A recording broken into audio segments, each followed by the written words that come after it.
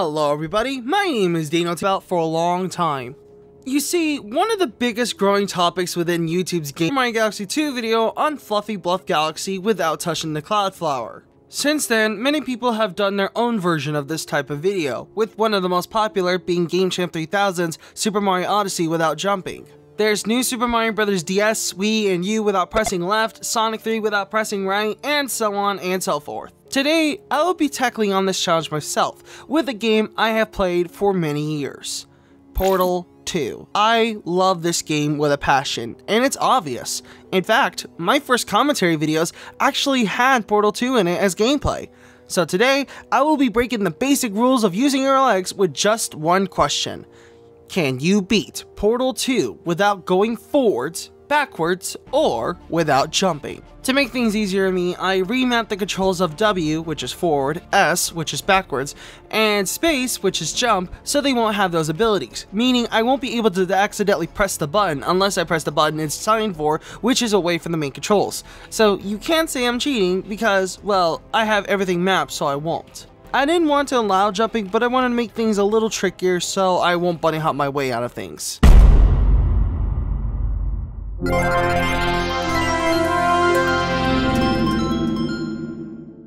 Let's get the repulsion gel covered cap bouncing out of the bag. It's not possible to beat this without using at least one you to say apple. A key prompt pops up telling you the button to press in order to say apple, but in reality, the button just makes you jump.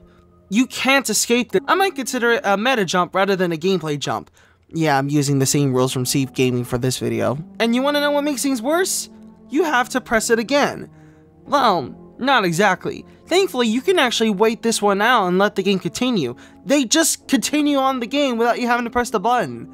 And thus, everything starts to break and we get to face the beginning of Portal 1. I have to say, this was one of the hardest difficult. I'm actually surprised I managed to survive this with only a few little tries. It was just so difficult. I don't recommend going through this course.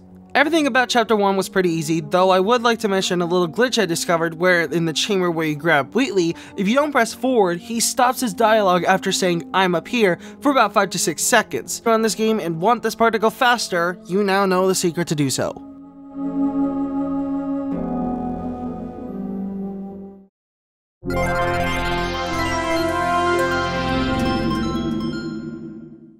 Chapter 2, portal your way out of it, or just use a cube to block the laser in order to pass by it. I'd also like to mention that this area of Faith Plate jump in Chamber 6 is also possible. Like Chapter 2, Chapter 3 is also pretty easy. Some more laser workarounds, having to walk on this bridge without falling off, trying to get the cube through the portal, just the usual stuff. Again, Chapter 4 is pretty easy, though the escape sequence at the end was a little bit of a punt. You have to jump onto the Harlight Bridge in order to continue the rest of the sequence. So, is this it? Of course not, silly. Because Valve also likes to show off their technical skills for a game made in 2011, this edge on the platform has a slightly taller hitbox than the rest of the platform. We can use that hitbox to walk onto the bridge and be able to continue the rest of the escape sequence.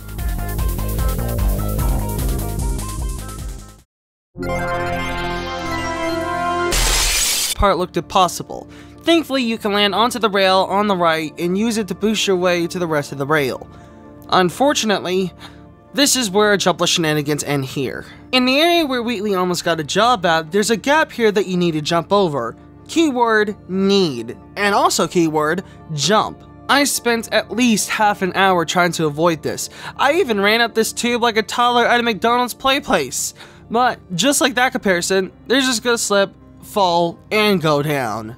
There's literally no way to escape this jump, just like the one at the beginning of the game. And since this is a gameplay jump, I'm adding it to the tally. And to make things worse, the turret redemption line makes you have to jump 3 more times, adding the gameplay jump counter to 4. I have seen a one-hop run that glitches the player out of bounds in order to escape those 4 jumps, so that can be considered a potential 0 to the gameplay jump counter, but until then, it's still at 4. Anyway, the rest of the chapter is pretty easy, as long as you know what you're doing.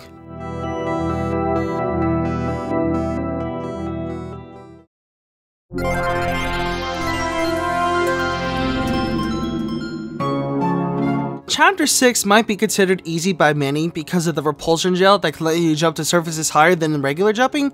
However, Irich's Spear 1, or Chamber 2, of this chapter stops us in our tracks. Since it isn't below the surface we're standing on, we need to jump in order to tell the game we're not only in the air, but on the gel.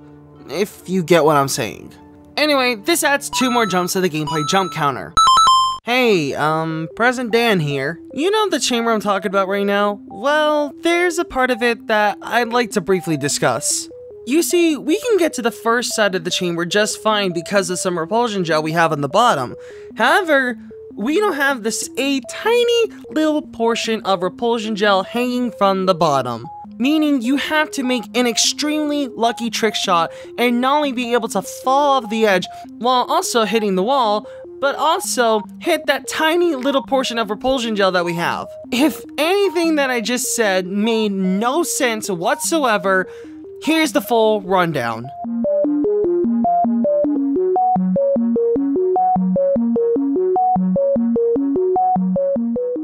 Irich's Spear 3, or Chamber 4, of the game has an interesting little bug with the levitating box the cube is in. If you stand on the gel while walking into the corner, it's one of the weirdest bugs I've ever seen, and I even got to use it to my advantage when having to get onto this platform at the end of the chamber. Now you just need to launch your way to the platform, grab potatoes,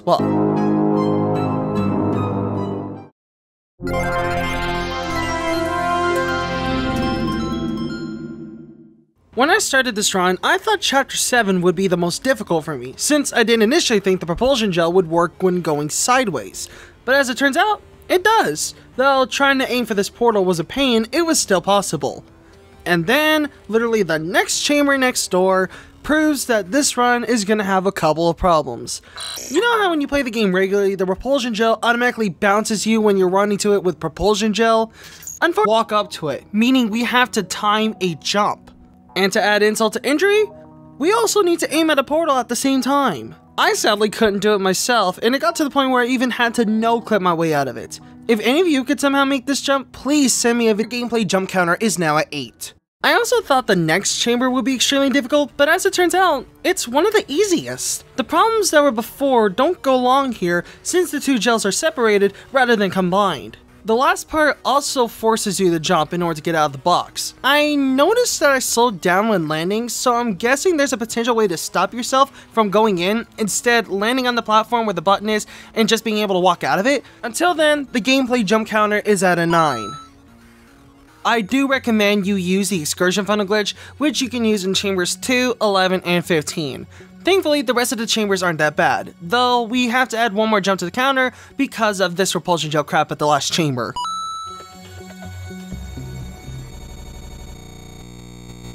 Hello! This is the part where I kill you!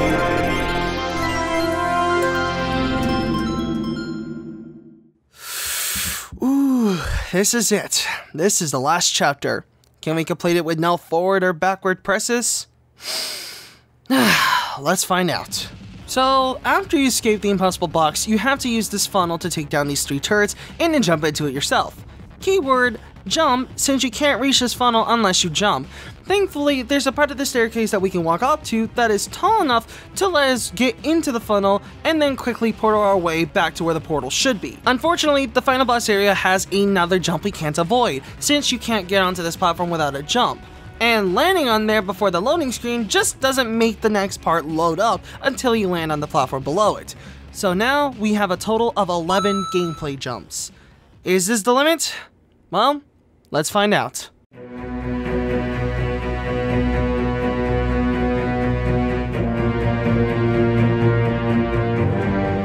The final boss was pretty easy for the first 2 cores, but the last one was a pain. Much like Chapter 7, aiming at the portal sideways on propulsion gel is a pain.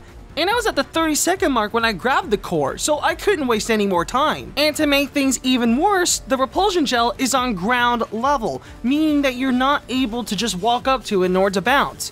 Well, thankfully, not only that we have a bridge that we can portal up to, but we also have just enough repulsion gel in order to get to all 3 spots that we need to be in order to kill Wheatley. After all of that's done, you press the button, get launched back, give Wheatley a death stare, and launch a portal into the moon.